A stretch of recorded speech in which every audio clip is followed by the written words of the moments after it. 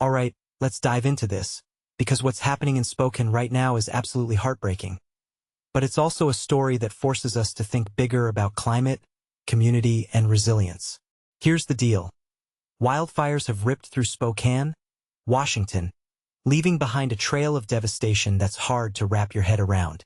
But what makes this really interesting is how it's not just about the flames. It's about the human stories, the decisions people made in seconds, and the way this event is a microcosm of larger trends we're seeing globally. First off, let's talk about the scale of this. Over 700 structures gone. Just like that. Personally, I think what hits hardest is the personal loss. Take Claire Shover, a new mom who just lost her first home. She called it a bad dream. And honestly, that's such a raw, relatable way to describe something so surreal.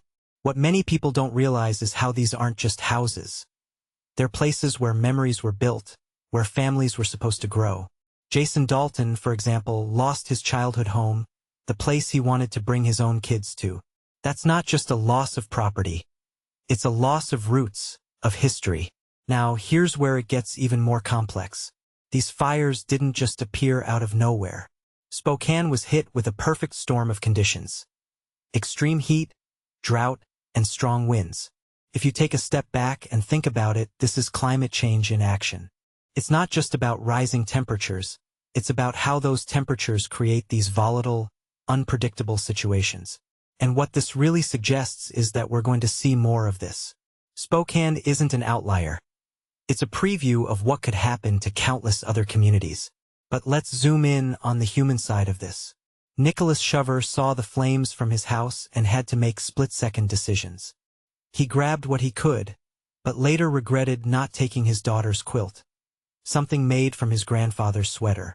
That detail, to me, is so powerful.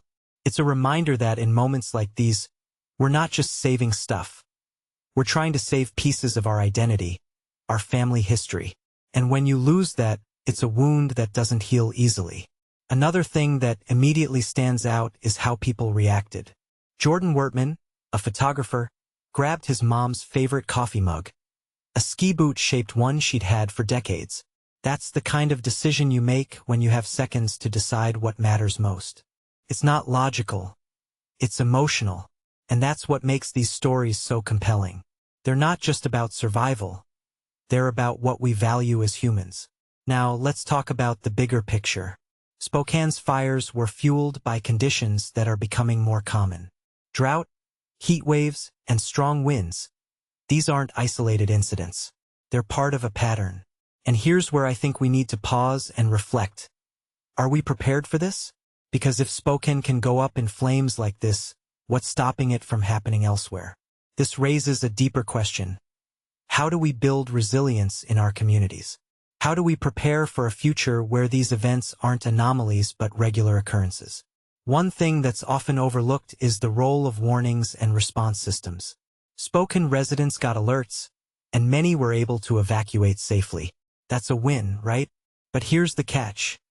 Even with warnings, people still lost everything. So what does that tell us?